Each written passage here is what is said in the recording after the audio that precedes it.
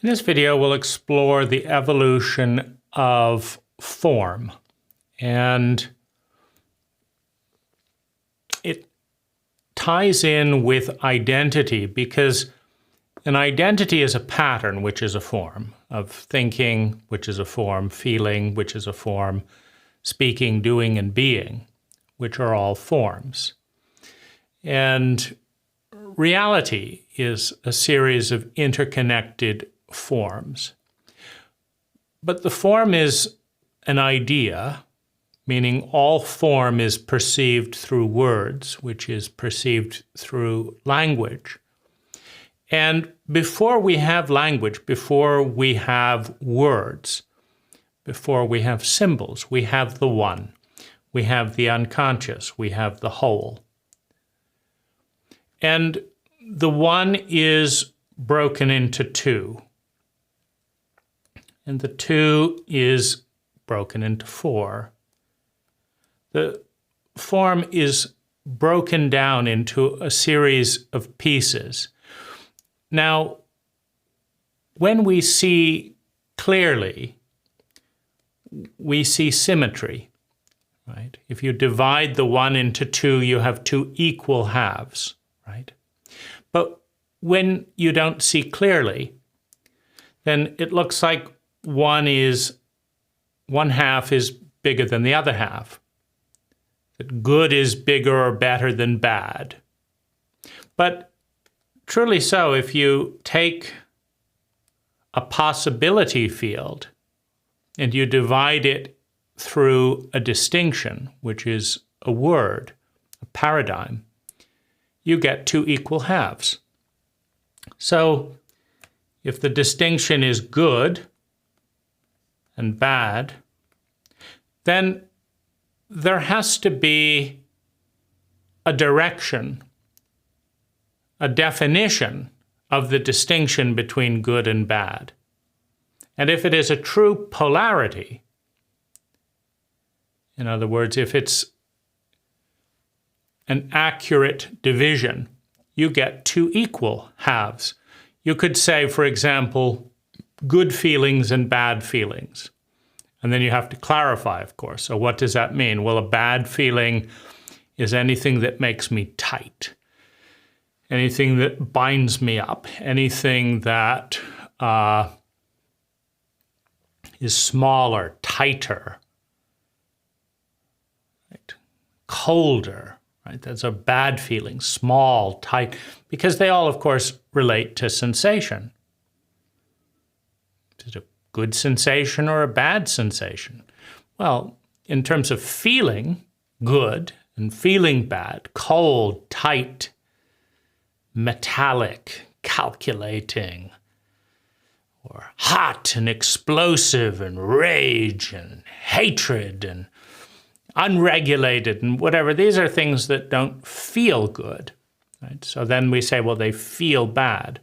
But those are all directions, coldness, tightness, calculating, sociopathic, lack of empathy, coldness, unpleasant. But unpleasant is a sensation, right? And it's a tightening sensation. It's a cold sensation. So that's a direction. You can always be colder. You can say 370 degrees below zero. And then there's 377. There's 1,000,000 degrees below zero. 2,000,000 degrees, right? There's always more, right? And there's always more warmth, right? If 50 degrees warm is good, then 60 degrees is even better, right? Now, we also see the illusion of good and bad in these types of things because you can be too hot and you can be too cold. Now, if you had no coldness to contribute to the recipe, for example, every bit of color that we're composing there's a mixture of colors that are being mixed together to produce all of the colors. And some simple color systems use a three-color, a three-color thing, and you mix some blue, and you mix some red, and you get more black. Red, blue, and yellow, and then there's the red, red, blue, yellow, and green.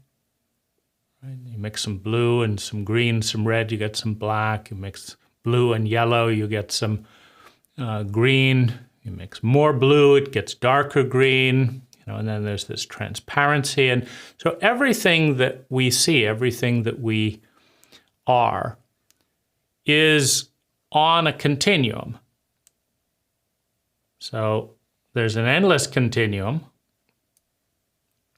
and we're on it at a point that is not too hot and not too cold for us. Because if it's too hot, we die. We don't exist. If it's too cold, we die. We don't exist. No human has ever survived 3 million degrees below zero. No human has ever survived 3 million degrees above zero, right? We're in this very narrow band of regulated energy in which it's too hot or it's too cold, and to the left and the right of us, the infinite continuum of temperature extends as far as the imagination can extend, because there is no end to a possibility field. And so the division between is always equal, right? No matter where you are, it could be infinitely colder and infinitely warmer. No matter what you're feeling, how tight you're feeling, you could feel tighter. And no matter how loose you're feeling, you could feel looser. You could feel so ecstatically joyful that it could be fun to jump off a bridge. And this is, of course, the problem with being too high without a sitter. Meaning that you take a substance and it feels absolutely wonderfully expansive and beautiful to do anything imaginable. How interesting, how exciting to leap from the bridge, how fascinating to drive into the other lane, right? And it feels so great. It's meant to be. The orgasm feels so wonderful. They must be the one. Then you realize there's a distinction between the orgasm and how truthful and how aligned we are in different areas. There's a distinction. So what do, right? Well, if we understand that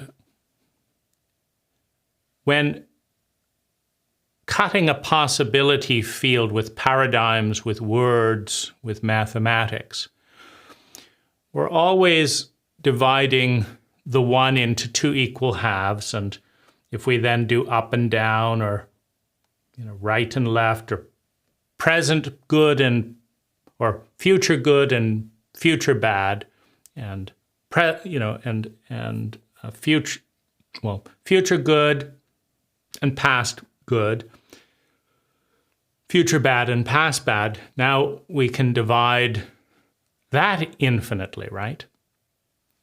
Now this may, as a possibility field, it's perfectly clear the mathematics are solid. As we look into the story, as we look into the belief system that we're operating with today, we see that the past is shorter than the future, right? The story of our past begins with a big bang about 25 billion years ago. But what's the story about the future? 1 trillion years from now, is there an end in sight, right?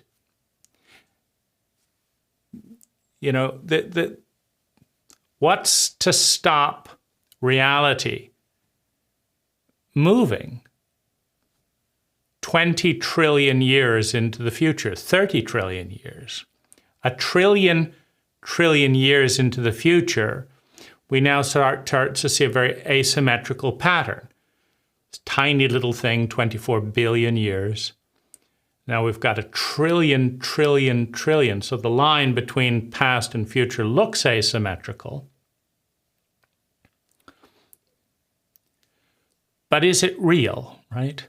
Because one of the things that we have to explore as we create these shapes is before the one is broken into pieces with words, and the words are used to construct thoughts, including paradigms, general frames through which to explore thoughts. Before the one is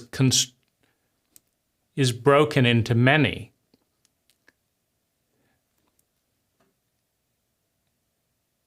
what's there?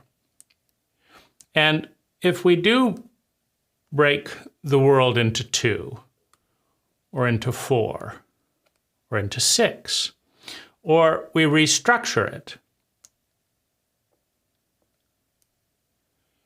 was for this way, now it's for this way. Or we make it more complex. Was for, now it's 8. Granulation increases distinction, correlates with distinction, correlates with increased language, correlates with increased consciousness, right? We are conscious of more points if we draw more points. And we can draw more points if we have the idea of more points. And we can have the idea if we have the word more. If you don't have the word more, how do you get to more? Right? You need a word in order to frame an idea. So one of the things that we're looking at is the evolution of form, and form is compartmentalized with language, right? If we are to get a specific form, we have to create a specific form with the intersection of words, and then we say this is a form here, and this is a form here. But we created that. So we give birth to form, to conscious form, with conscious thought. And conscious thought emerges out of language, right? So the only thing that we can be conscious of within the framework of this grid is, we could label this, 1, 2, 3, 4. And we could make distinctions. We can divide what's going on in square number 1, what's going on in square number 2. We can now explore relationships between the things we created by cutting them up into words, into bits, into shapes that we've defined with language. But of course, they don't exist really, right? Meaning the river that's flowing from square number 2 doesn't stop because the word state or the word province or the word country exists, right? The river just flows over the word. This is the river, that's reality. This is the word, province, state, country, city. But the river does not obey the word. The word has to be intelligent enough to understand the relationships of energy that transcend it. And the river transcends the word. And if you do cut it off, if you cut off the river right here, you can't just cut off the river. If you build a dam, for example, you start to flood this area of the country. Or you have to develop a pumping mechanism to pump billions of gallons that used to go here, pump it over the mountains and pump it somewhere else. And then it has to go somewhere else, right? There's nowhere for this water to disappear. This water exists as energy in form. It can be turned into steam. It can be dammed up. It can be misted into the atmosphere.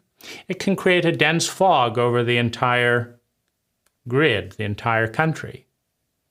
We're going to put pipes every 100 feet up into the air and mist it out.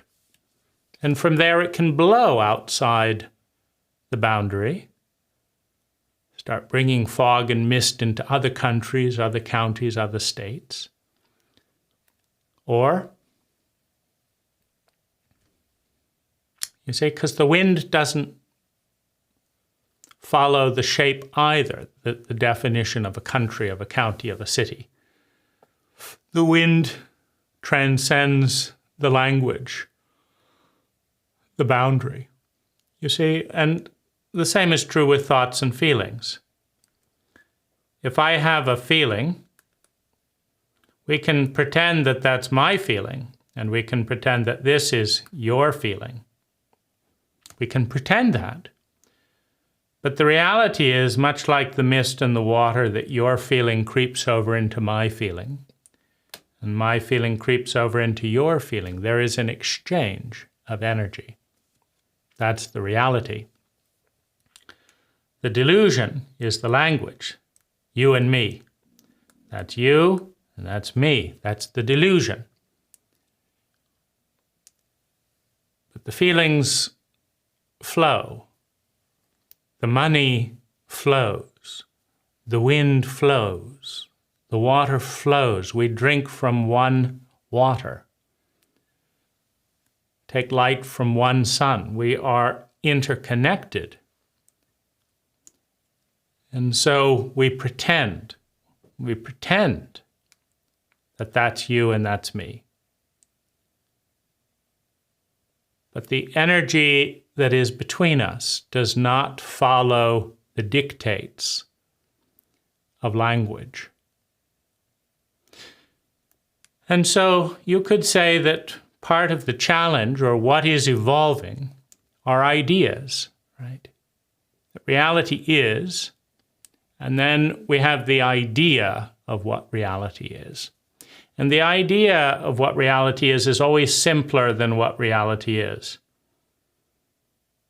One finger has more movement in subatomic particles than a human conscious brain could count in an entire lifetime.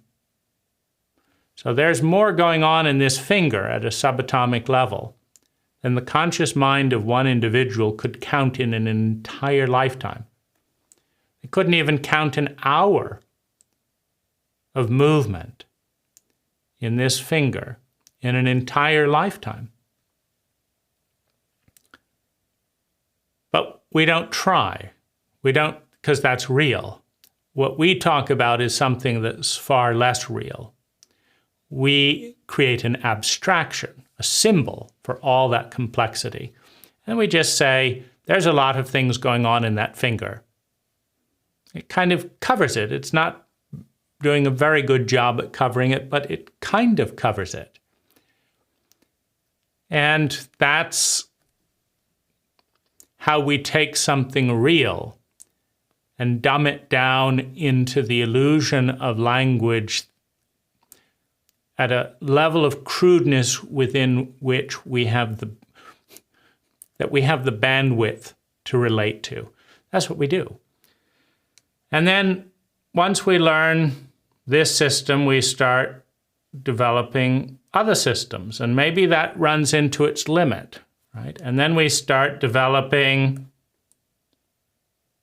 another paradigm, another set of systems, and then we do some of those, and then maybe that has its limits, and maybe we develop right? These, we've been working with angles. Let's do spirals. Spirals in, spirals out, spirals in, spirals out.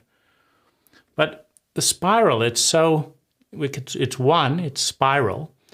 But how do we break it down into pieces? North, west, south, what do we do? How do we break it into pieces so that we can relate to it? And so ideas are shapes imposed upon reality that are not real. Meaning the shape is not 100% honest. Rather, the shape helps us see certain things that are revealed with that shape. But in the process, to not see all the things that don't fit into the shape, right? Because we can start with the one, and then we can impose a shape. And we can say the reality is north, east, west, and south. Looks perfectly clear, right? That's what reality is. There are 4 directions. No, there aren't. There are 10 trillion directions. You just have to decide whether to change every millimeter or every millionth of a millimeter or every trillionth of a millimeter. And depending on how fine of a distinction you have, you can just go north, south, east, west. That's very crude, right? Or you can have a trillion different directions. You just have to start counting. It's, 9,991,000,000, right? And you kind of wonder, well, what's the point? We're not trying to aim at a subatomic particle. We're just trying to get, we're just trying to land at this highway and we'll take it from there. So just head west, right? That's good enough, right? It's not real. West isn't real, but it's good enough to serve as a mechanism, as a technology of engagement. And so we have the 4 directions, meaning we created 4 directions and now we have them.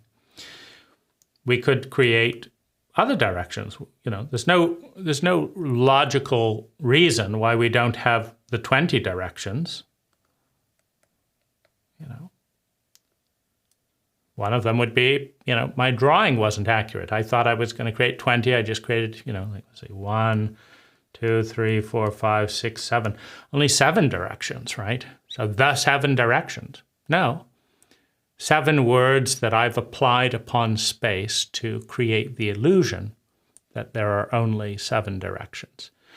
There are always infinite directions. And so we create systems to become conscious because you and I are not conscious of 289 trillion directions. We could spend our whole lifetime trying to understand, is it the 200 trillionth and 1 or the 200 trillionth and 2, and the lifetime would be over, right? So we say northeast, and that doesn't take a whole lifetime to say, but it's also very crude, right? It's in that general direction. It is northeast, but there isn't actually a place called northeast. It's a technology. So we take the overwhelming complexity of reality that is unconscious and that we don't have time to deal with. And then we superimpose, we invent words that cut the one into pieces. We say this is a hand, and this is a foot, and this is a tower, and this is a box, and this is a tree. But of course, they're all part of an interconnected whole. One cannot exist without the other. Right? You cannot have north without south. You cannot have up without down. You cannot have a tree without a planet. You cannot have a planet. You cannot have this planet without trees. It's all connected. And if the tree is removed, it has to go somewhere. Its energy has to take a new form. Has to break down, has to become compost, has to become a fossilized tree, has to become an agate, has to become heat, smoke. All the energy moves from one thing to another thing. And so the energy always exists. The form changes. The energy has no place to go. The energy is. So what changes is the form. And the form is whatever we label it. So one language will say that this is a hand. Another language will say, no, it's a sand. A hand, a sand, a band, a wand, right? It's just a sound that is attached to what? Well, one place will say it's 1, 2, 3, 4 V's. A hand is at the end of the right angle, and it's 4 valleys. The hand is 4 valleys. Of what? Of space, of course. The other one will say it's 4 points, or 5 points. 4 valleys, no, it's 5 points. Of what? Of skin, right? Of moving skin, called fingers. Well, why not talk about the space? You can't have a point without a space. So why not talk about the 4 valleys? Why did you pick the 5 points as the definition of a hand, of a sand, of a wand? Why that, right? Well, because we wanted to, right? Because that's what everyone's agreed to do, right? We could talk about space, but so much of it, it's too overwhelming. Let's talk about the things that are in the space. Those are smaller, right? They're a lot smaller. An atom is 99% space. And so if we talk about the space, we have to talk about 99% more than if we just talk about the particle in the space, because that's only 1% of reality. Particle, the form is 1%, the space in between, 99%. So let's simplify things by just talking about particles and pretend, as far as our consciousness is concerned, that the space doesn't exist, doesn't need to be mentioned. I just have to mention what's going on with the particles in the space. I don't have to talk about the space. So then we have ideas, words, illusions created within consciousness, and then they have to evolve, right? Once we decide that this is good, now there's an evolution of what's good with what's bad, right? You need contrast in order to have consciousness, and so to talk about what's good, you have to talk about something worse and something better. You've got contrast, and so now you're talking about something worse and something better. And then you create a direction, but that direction is an illusion. Because if you're in a dualistic paradigm of good and bad, then all directions appear to be good or bad infinitely, right? If you decide that kindness is good, and you're in a dualistic paradigm, then it looks like more kindness is better. You know, it was good. That person was kind. And so it, you know, but this person was even kinder. This person was so kind, they didn't even eat food. They went out on an empty stomach, gave their house to the poorest person, gave the food they hadn't eaten yet to, you know, this person, and then when somebody punched them in the face, they said, "Bless you." And then they died because they were so kind. And they didn't even judge the person robbing and killing them on the street, right? It's just, I mean, the epitome of kindness. You say, well, that's too kind, right? But it's not clear where it ends, right? If kindness is good, it's not clear that too kind is bad, right?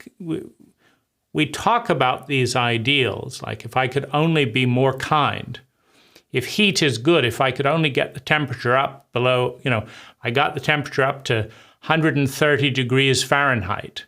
If only we could get it up to 300 degrees Fahrenheit, then just imagine how pleasant the swimming would be, whatever, right? If we could just increase the temperature, have warm and sunny, even warmer, more sunny. At some point, all of these directions become toxic, because what toxicity is concentrated energy without an antidote, without a counterbalance. So you need a certain amount of cruelty.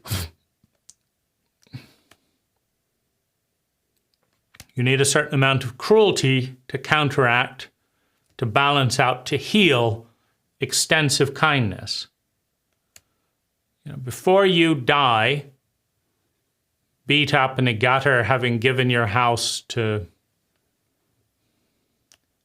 the local gang in beautiful amounts of kindness, before you die, there is a counterpoint.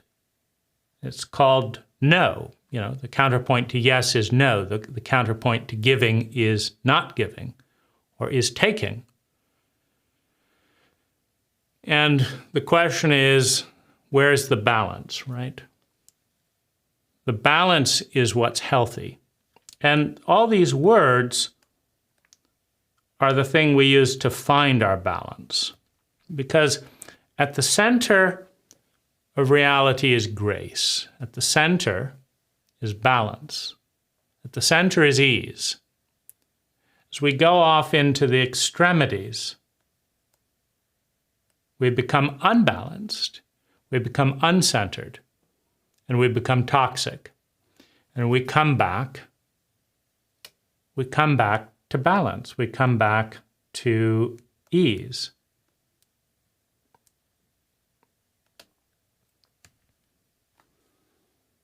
We come back to grace. At the center. In all of these systems, the question is, do they help us find our center, right? And if the system is complex and symmetrical, it will help us find our center. A complex and symmetrical system traverses the circle, traverses the sphere, and comes back to the point where we began, aware of it for the first time, right?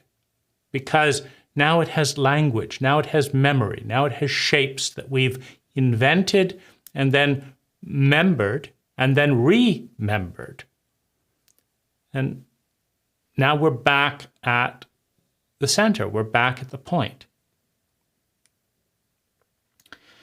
Now, I want to talk a little bit about stories, because that's what we call reality, right?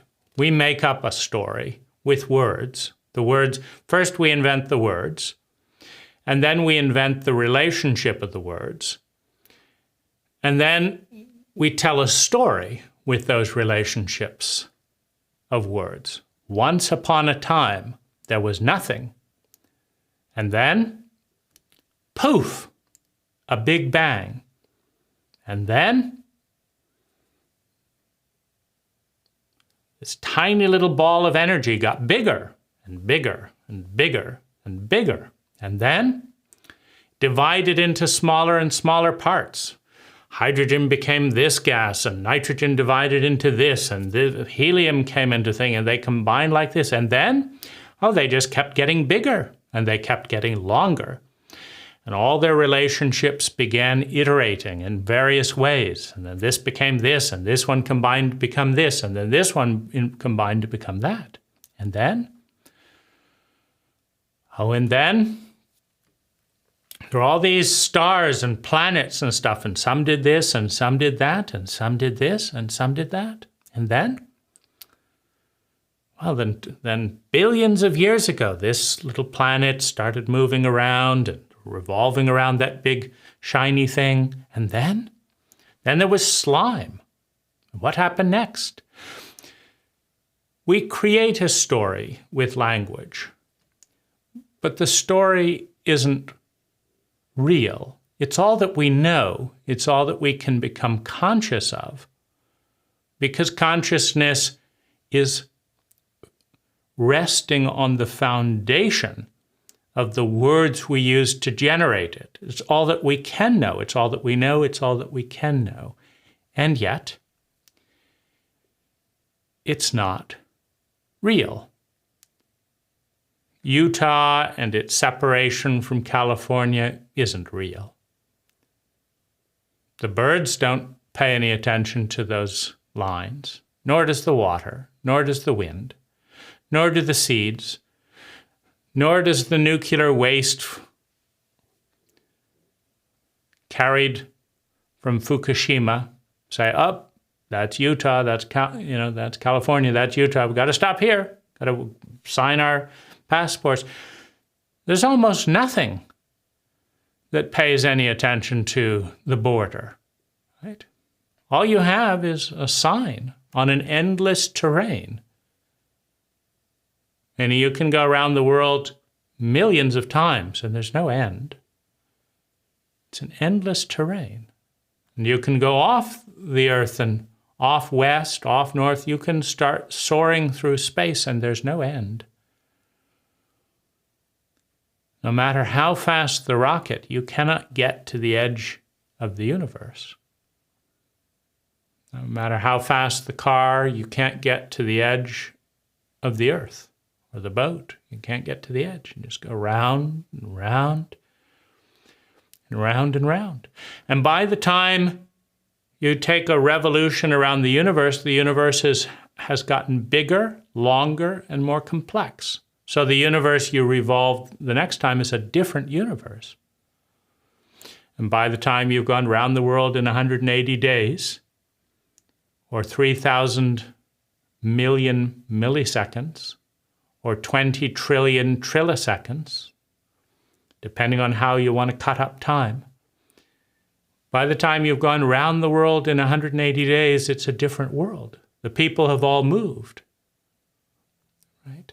And most of reality, the sun hasn't shown, favoritism. This was politically correct, right? So I'm going to change the sun rays, right? As we go to California. And then as soon as you go there, we're going to apply different sunlight on Utah because, well, we all know that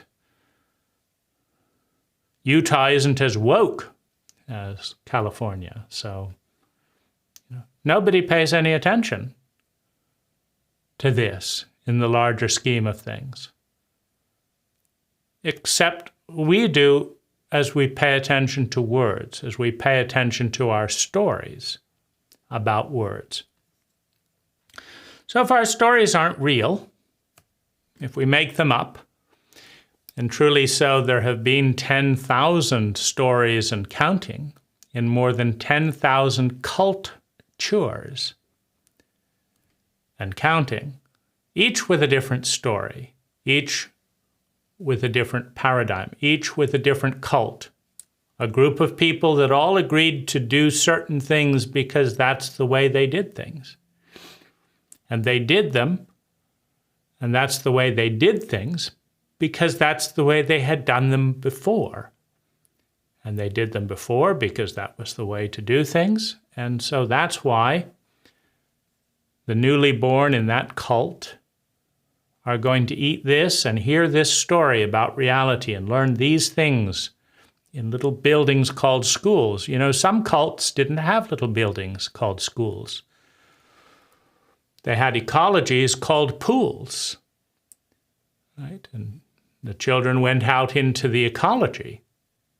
But our cult, emphasizing the box, the ideas, the paradigms, has to separate from reality in order to learn about reality.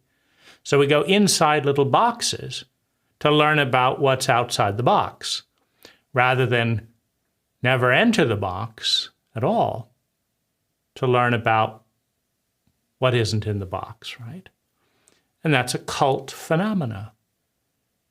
It's not like it makes more sense to learn about reality by separating from it than it makes to learn about reality by participating in it. For most of reality, you learn useful skills for your cult by spending time with older people in your cult being useful. In our cult, we separate from the older people to learn about useful things to do out there in here. We're going into these buildings to learn how to be useful out of the buildings.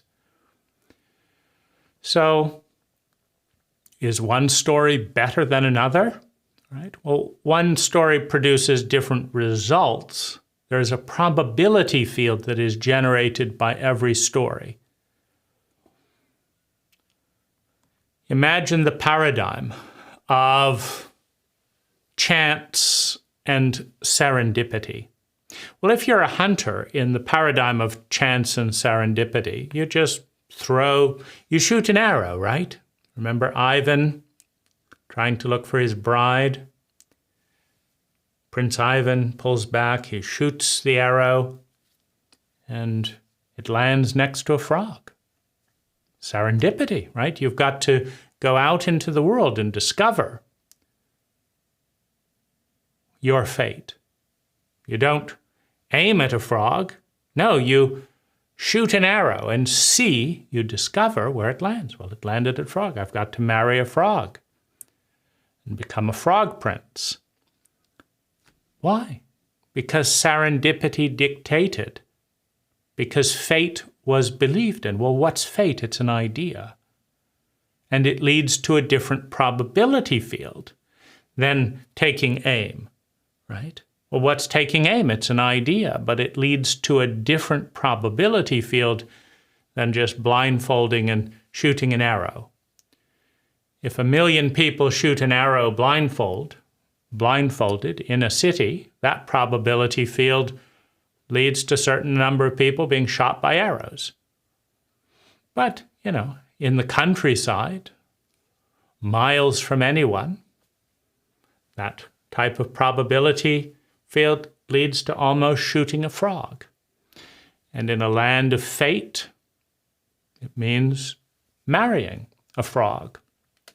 And in a land of magic, it means the frog turns into a princess. So, but in a land of science, this is ridiculous. But in a land of magic and frogs, separating yourself into little boxes to learn about what's going on outside of the boxes is patently insane. It's about the probability field. If we understand that the sphere can be divided in any number of 1 trillion different ways, with any number and viewed through any of 1 trillion different paradigms, in more than 1 trillion different moments, in more than 1 trillion different directions, with more than 1 trillion specific intentions, well, we can individually, as a family, as a cult, create more than 1 trillion probability fields. We can create probability fields. That 1 trillion people doing this thing with this intention, within this paradigm, in this way, at this time, in this direction, will create 5% of people having this experience, and 20% of people having that experience, and 33% of people having that experience, and 1.8% of people having this other experience. So one of the places to begin then is, what is the reality that we prefer? Is it our preference, or is it cult dogma? What is the reality we prefer? And what is the recipe that makes that reality highly probable? And then what is the recipe for what we're doing with our time, our money, our natural resources? 3 important forms of energy. What is the recipe? What are we doing with our time, our money, our natural resources? And how big is the gap between the recipe of time, money, and natural resources that produces the probability that we want, we prefer, and the recipe of time, money, and natural resources that produces the reality that we're in? And how much of that could we do alone, and how much do we need 100 people? And how much of it do we need 1,000 people? How much of it do we need 1,000,000 people? Just 1,000 people. Thinking this, doing this, saying this, feeling this, and being like this. 1,000 people in an orchestrated recipe, creating a mathematical probability field that is close to the reality that we want to achieve, the reality that we want to experience. And how do we move from here to there? So in this paradigm, stories are vehicles that drive us from where we are to somewhere. And useful stories take us from where we are to where we want to go. That's a useful story. It's not real. It's not true. It's useful. And by real, I mean that the symbol is not the underlying reality, right? The word toe is not a toe. It's a symbol for the idea of toe. And the idea, it's a symbol for an idea, but the idea is also not reality. The idea of a toe is not a toe. And the symbol is inadequate. Meaning, if you go down to the subatomic level or the universal level, the toe looks very different. So we're just talking about a certain thing connected to a certain thing, connected to a certain thing that has some impact on us. But the idea of toe isn't well developed. Now, we can very crudely allude to it, like there's 2 trillion subatomic particles in a toe. And they're all one's doing this one's moving counterclockwise, this one did. But you quickly get lost because the toe is so vast in its reality that it's moving faster than thought, faster than language. And the energy that was toe before has now left the toe. And the energy that was air and was this has now joined the toe. So the energy is flowing through the toe. And there's still this idea of the toe, but the idea isn't real because it's not complex enough to hold the reality of even something as simple as a toe for a single minute. So that's not real. And the story we create about what is a toe for, right? Every cult has had a different story. Every cult in the history of humanity has had a story about toes. A toe is for this, a toe is for that. Now, 1 trillion years from now, if we still have toes, which is unlikely, given how rapidly iteration and evolution occurs, if we still have a toe 1 trillion years from now, based on the current trajectory, we would be using that toe to toggle things with virtual reality. Like all of the appendages will be used to navigate in some form of virtual reality. But if everyone agrees that that's real, will it be virtual or will it be real? Right? Well, it'll just be words and sensations and colors just like this that are dumbed down into language. But will it be real? Well, if a toe is now a thing to toggle temperature in virtual reality rather than a thing to walk because people don't walk anymore, they explore mindscapes and mathematical fields based on inherited contracts because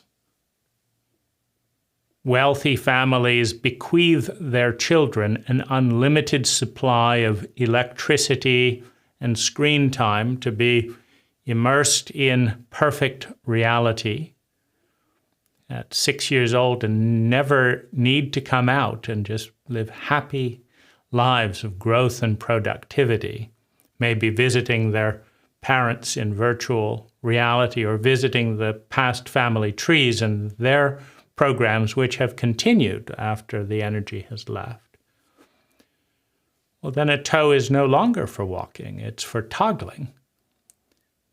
But what is a toggle? It's just a word. And what is virtual and what is reality? It's just a word. Now, the search for beauty, truth, and goodness is the search for grace, is the search for the center.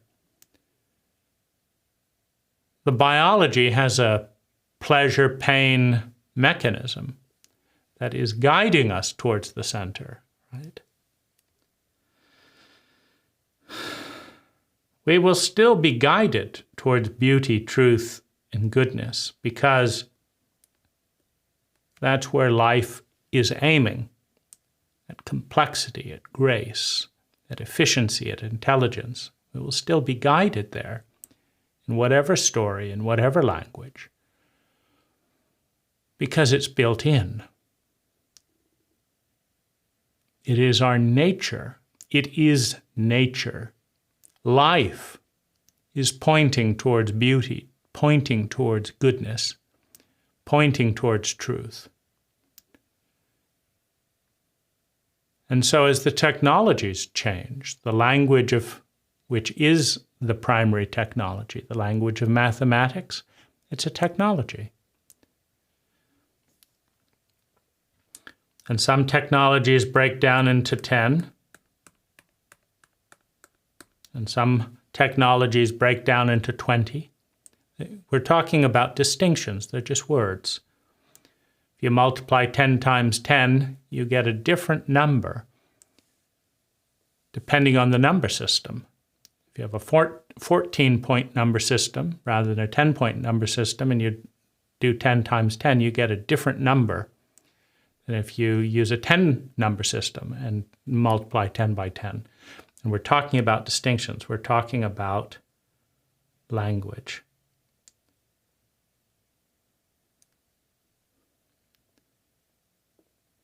Without language, there's nothing. Without language, there is everything.